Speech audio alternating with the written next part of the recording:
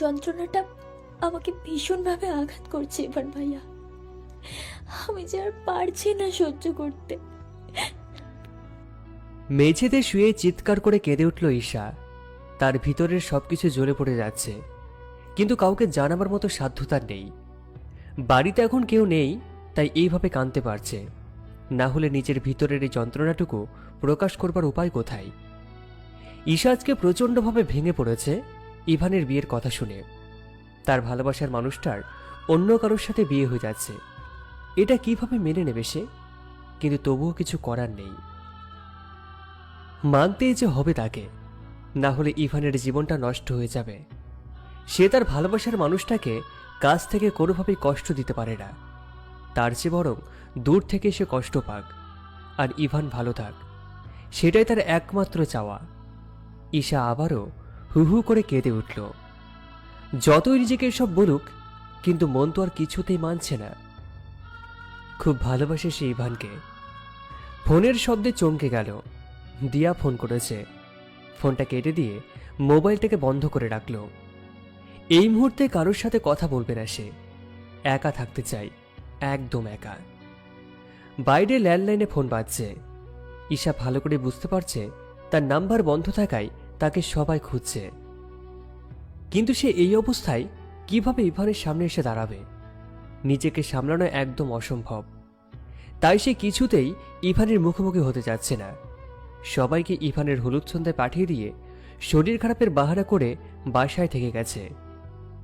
প্রথমে কেউ না মানলেও পরে মেনেছে, কারণ সে বলেছিল একটু ভালো লাগলে সেখানে যাবে। তীব্র শব্দে ফোনটা বেজেই চলেছে। নিস্তব্ধ হওয়ায় পাশের বাড়ি পর্যন্ত আওয়াজ শোনা যাবে এটা মনে হচ্ছে। আর সহ্য করতে না পেরে উঠে গেল ডাইনিংয়ে। চোখের জল মুছে নিজেকে স্বাভাবিক করে ফোনটা তুলে কাঁপা কাঁপা গলায় বলল, হ্যালো। কি রে ঈশা, তোর ফোন বন্ধ কেন? কোথায় তুই? এখনো কি শরীর খারাপ লাগছে? ঈশা ক্লান্ত স্বরে বলল, আমার ভীষণ খারাপ লাগছে বৌদি। আমি মনে হয় যেতে পারবো না। কি বলছিস? তুই বাড়িতে একা আছিস? আচ্ছা, আমি আসছি। না না, তোমার আসার দরকার নেই। তুমি অনুষ্ঠান শেষ করে আসো।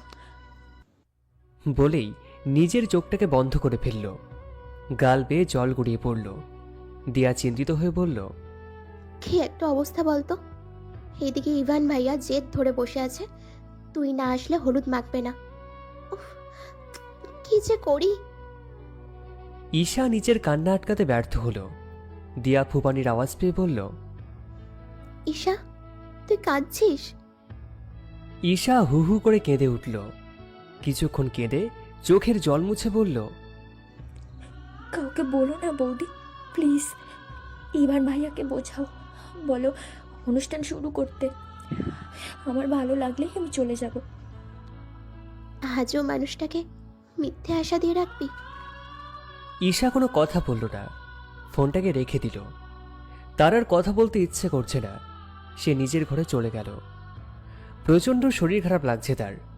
মাথার ভিতরে যন্ত্রণাটা বেড়েই চলেছে। বিছানার পাশে মেঝেতে বসে দুই হাতে মাথা চেপে ধরে ছটফট করছে সে। আর কিছুতেই পারছে না সহ্য করতে। একসময় সবকিছু ঝাপসা হয়ে গেল, কিন্তু অন্ধকারের মাঝেই সে বুঝতে পারছে না কেউ একজন তার আশেপাশে ঘোরাফেরা করছে। চোখ বন্ধ হয়ে গেল তার। সকালবেলা চোখ খুলতে নিজেকে বিছানার মধ্যে দেখতে পেল ঈশা। মাথার যন্ত্রণাটা এখন তীব্র না হলেও হালকা আছে। প্রচণ্ড ভারী হয়ে আছে মাথাটা, দুর্বল লাগছে খুব। কষ্ট করে উঠে ওয়াশরুমে গেল। কোনো রকমে ফ্রেশ হয়ে বাইরে চলে এলো। টেবিলে সবাই বসে নাস্তা করছে। আজকে মনে হয় সবাই দেরিতে উঠেছে। ঈশা ঘুম থেকে ওঠার আগেই সবার নাস্তা করা শেষ হয়ে যায়। অনেক সকালবেলা সবাই ঘুম থেকে ওঠে, কিন্তু ঈশা কিছুতেই সকালে উঠতে পারে না। কোনোভাবে ঘুম ভেঙে গেলেও বিছানা থেকে ওঠার শক্তি তার থাকে না। এগিয়ে গিয়ে টেবিলে বসে পড়ল। ঈশার বাবা ঈশাকে দেখে বলল, কেমন আছো এখন? ঈশা জোর করে চোখ মেলে তাকালো। মৃদু কণ্ঠে বলল, ভালো আছি। পরক্ষণেই কি ভেবে আবার জিজ্ঞাসা করল, কেন জিজ্ঞেস করলে বাবা? ঈশার বাবা ঠোঁট এলিয়ে হাসলেন, বললেন, তোমাকে দেখে মনে হচ্ছে তুমি অসুস্থ, তাই জিজ্ঞেস করলাম। ঈশা মৃদু হাসল। টেবিলে বসে সবার সাথে খাবার খেল। খাবার শেষ করে হাত ধুতে গেল বেসিনে। আয়নায় চোখ পড়তে দেখল গলায় ছোপ ছোপ হলুদের দাগ। অবাক চোখে কিছুক্ষণ তাকিয়ে থাকল। হলুদ এলো কোত্থেকে? সে তো হলুদের অনুষ্ঠানে যায়নি। তাহলে তার গায়ে হলুদের দাগ কিভাবে আসবে? কোনো রকমে হাত ধুয়ে নিজের ঘরে গেল। ড্রেসিং টেবিলের আয়নার সামনে দাঁড়িয়ে নিজেকে ভালো করে খুঁটিয়ে খুঁটিয়ে দেখল। পুরো শরীরেই হলুদের দাগ। কাল রাতে তার সাথে কি হয়েছিল? কাঁদতে কাঁদতে মাথা ব্যথা করছিল। তারপর আর বলতে পারে না কিছুই। বিছানাতেই বা সে কিভাবে এলো? সব কেমন যেন গুলিয়ে যাচ্ছে। তার চোখে পড়েছে, মানে এই হলুদের দাগ বাড়ির সবার চোখে পড়েছে, কিন্তু কেউ কোনো কিছু বলল না কেন? দরজা খুলে বের হয়ে প্রচণ্ড জোরে চিৎকার করল। বৌদি, বৌদি! দিয়া দৌড়ে এলো। ঈশা ছলো ছলো চোখে বলল, দরজা বন্ধ করে দাও। দিয়া কিছুই বুঝতে পারল না। দরজা বন্ধ করে দিয়ে এগিয়ে এসে ঈশাকে বলল। তুই ঠিক আছিস? ঈশা কাঁপা কাঁপা গলায় বলল, আমি ঠিক আছি, কিন্তু তোমার ভাই এসব কি শুরু করেছে? কেন করছে এসব আমার সাথে? আজ তার বিয়ে, কাল হলুদ ছিল। আমি কেন যাইনি সেটা তো তুমি জানো। তাহলে মাঝরাতে সে কেন এসেছিল আমার ঘরে? দিয়া যেন আকাশ থেকে পড়ল, বলল, কি বলছিস তুই ঈশা? ইভান ভাইয়া কেন তোর ঘরে আসবে? গলায় লাগানো হলুদগুলো দেখিয়ে বলল। তাহলে এসব কি? দিয়া কিছুক্ষণ তাকিয়ে থাকলো। তারপর বলল, তুই যখন অজ্ঞান হয়ে গেছিলি তখন আমি এসেছিলাম, আর এসব আমার হাত থেকে তোর গায়ে লেগেছে। দিয়ার কথা শুনে প্রচণ্ড আহত হলো ঈশা। মনের মাঝে সুপ্ত আশাটা ভেঙে গেল। কিন্তু সে তো এরকম কিছু চায় না। তাহলে এই আশা কেন? কি হয়েছে তার বুঝতে পারছে না সে। আবার কেঁদে ফেলল। দিয়া বুকে জড়িয়ে বলল, কাঁদিস না, সব ঠিক হয়ে যাবে। কিচ্ছু ঠিক হবার নেই বৌদি, আর আমিও চাই না কিছু ঠিক হোক। দিয়ার ফোনের শব্দে ঈশার ধ্যান ভাগল। দিয়া ফোনটা তুলতেই ঈশা সেদিকে তাকালো। ইভান ফোন করেছে। ঈশা নিজেকে স্বাভাবিক করে নিয়ে বলল, ফোনটা ধরো। দিয়া ফোন ধরতেই ইভান ওপাশ থেকে ব্যস্ত ভঙ্গিতে বলল, তোদের জন্য কি আজ আমার বিয়েটা আটকে থাকবে? যদি লেট হয়েছে না, তাহলে সব কটা কাজে আমি জলে চুয়াবো। দিয়া শব্দ করে হেসে ফেলল, বলল, হ্যাঁ, তো উতলা হওয়ার কিছুই নেই, অপেক্ষা করো। ইভান বেশ বিরক্ত হয়ে বলল, আর কত ওয়েট করবো আমি? ওয়েট করতে করতে আমার জীবনটাই শেষ। বেশি সময় নিবি না, তাড়াতাড়ি কাজ শেষ কর, ওকে? দিয়া ফোনটাকে কেটে দিল। মুখে তার অমায়িক হাসি। ঈশাও মলিন হাসল, বলল, আর তো কয়েক ঘন্টা, সেটাই অপেক্ষা করতে পারছে না।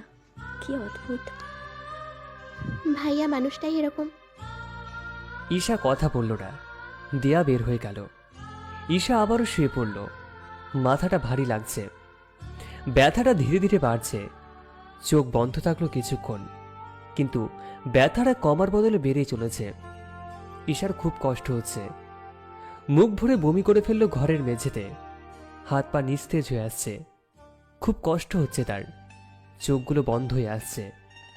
খুব কষ্ট করেও চোখগুলো খুলে রাখতে পারল না। বিদঘুটে গন্ধ নাকের মধ্যে আসছে। মাথার যন্ত্রণাটা এখন আর নেই, কিন্তু কেমন জানি লাগছে।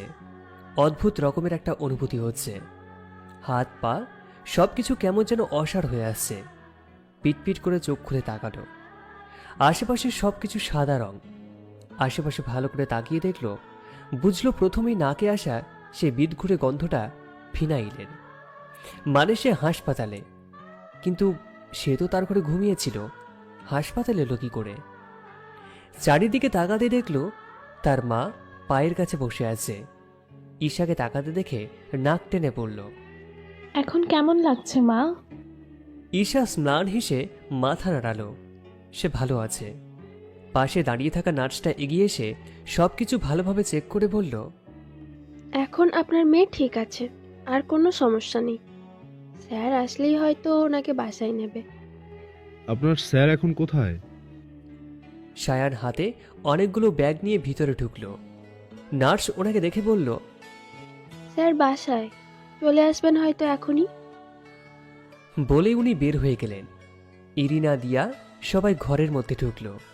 ঈশার মাকে বলল, মেজমা, তুমি এখন বাসায় গিয়ে রেস্ট নাও, আমরা ঈশাকে নিয়ে আসছি, এখন সব ঠিক আছে। ঈশার মা তার কপালে চুমু দিয়ে চলে গেল। সবাই পুরো কেবিনে এমনভাবে ছড়িয়ে ছিটিয়ে বসে পড়ল যেন তাদেরই বাড়ি এটা। বেশ হাস্যোজ্জ্বল সবার চেহারা। সায়ানের হাতের ব্যাগগুলোতে বিভিন্ন রকমের ফল ছিল। সেই ফলগুলো